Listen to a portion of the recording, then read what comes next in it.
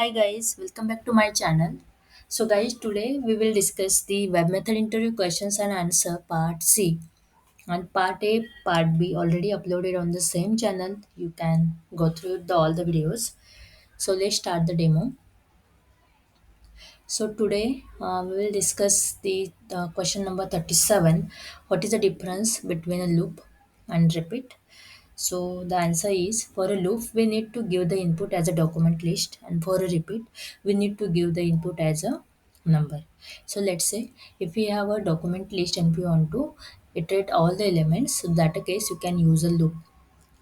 And in repeat, if you want to execute a specified number of steps, if you want to repeat, that case you can use a repeat.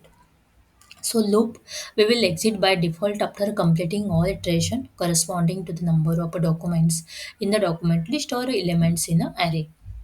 And repeat will loop for the specified number of times on a success failure of a child steps.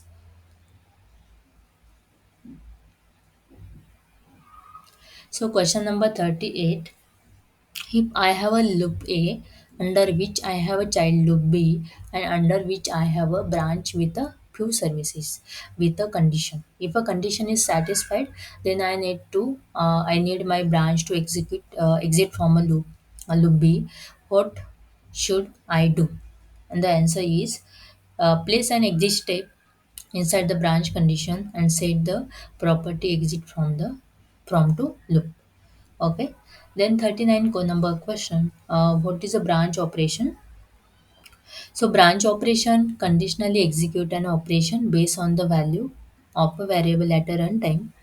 So branch has a one basic property, evaluate label property. So if you set evaluate label property as a true, then branch will execute as a conditionally. And if you set a evaluate label property as a false, then it will execute as a switch case.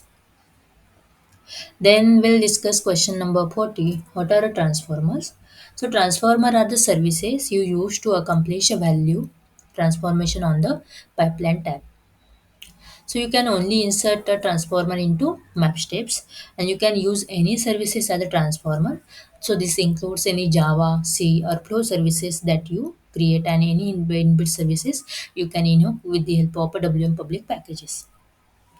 So let's say concatenation, yeah, dash string function you can use. You just drag and drop in a transformer. So at that in transformer you can use the like WM public package we have. So inbuilt services you can invoke in a transformer. So the detailed explanation of a transformer, both invoking flow service and transformer can be used to provide the same functionality. It means like in flow services you can use inbuilt services as well. And in transformer you can also use these services you can invoke. But there are certain differences. So in case in a transformer the order of execution is not a strict, that is, the order of a transformer execution it is not a determined, and the multiple transformation can be executed at the same time. And also transformers cannot be used whenever the underlying data structure dimension is different. So the example, can't execute a transformer on a document when iterating over a loop on a document list. So as we said, in transformer, the inputs and output are cascaded. The execution are independent. Order where it a strict execution. So we doesn't know the order of execution, like first to second iteration, like first to second transformer will execute, yeah, second to first, yeah, fourth to five. We doesn't know the order of execution in a transformer. And also like the input and output not a dependence, that's why we can't execute a transformer on a document when iterating over a loop on a document list. So only transformer can accomplish a multiple value transformation in a single flow steps. So service output out parameter of the transformer service don't get added to the main pipeline, whereas in case of invoke this service out parameter flow to the main pipeline also. So transformer can be used for any element under the document list on which we are looping over, but cannot be used for a child document list which is under the parent document list on which we are looping over. So this slide means The order of execution, it's a strict in a transformer. So in flow service, like if you know these particular services in flow, so we know the like execution is not a strict, it execute as a step by step. So we know the order execution in flow service, like when we like the particular services in flow, so execution order we know, like step by step it will happen, but in transformer we doesn't know the order execution. Okay, then the second, like we are not invoking the document when iterating or the document list in a transformer, but it will, like it will happen in a like map, like flow. In flow, if you are invoking the steps, it will happens. Then the last step, it will specifies that transformer can be used for element under document list on which we are looping over, but the inputs, like input and output is a cascaded, it's not dependent. That's why we not use the child document list which is under the parent document list on which we are looping over. Now 14 question, 14 number question, here we go. What is a conditional map and how do you realize it? So like the basic implementation of a copy condition in a web method, the video already uploaded on the same channel. You can go through the video, so you will get idea how we can use a copy condition in a web method.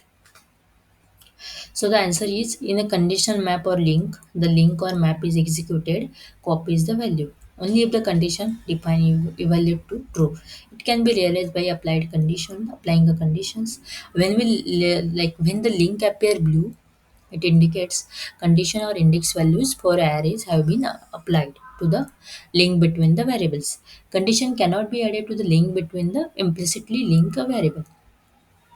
So basically, like conditional mapping means if you take one map step, and over there, if you have a one parameter like a name, and if you want to like input copy to output variable, in that case, what we do first, we do the mapping, then we click on the particular link. After that, the in properties tab, you can say the evaluate label property, you can set as a true, and after that we can mention the condition. So once this condition get true, then the name input parameter get copied to another output parameter. Likewise, the condition, like well, normally the link color is a black, and if you set a condition, copy condition, then the color it will get changed to blue in color. So in that way you can realize it, the copy condition get applied the particular service a particular map step. Then the 41 number question, when do you use the repeat exit flow steps? Then the answer is repeat step is used when we want a particular step to repeat it provide with some conditions. An exit step is used to exit from any loop or from the whole flow step. You can use a exit flow step. And also remember that in loop also one variable is there, dollar iteration. So dollar iteration specifies that how many times of a loop executed the particular variable, it will get a count, dollar iteration. And number 42 question, what is difference between the implicit mapping and explicit mapping? So the implicit mapping, developer implicitly link a variable whose name are the same and whose data type are compatible. And developer connects implicitly linked variable with a gray link. And in a map step, developer only display the link between pipeline variable and a transformer. So developer does not display any implicit linking for a map step. Explicit mapping, in case where the service in a flow do not use the same names for a piece of information, use the pipeline tab to explicitly link the variable to each other.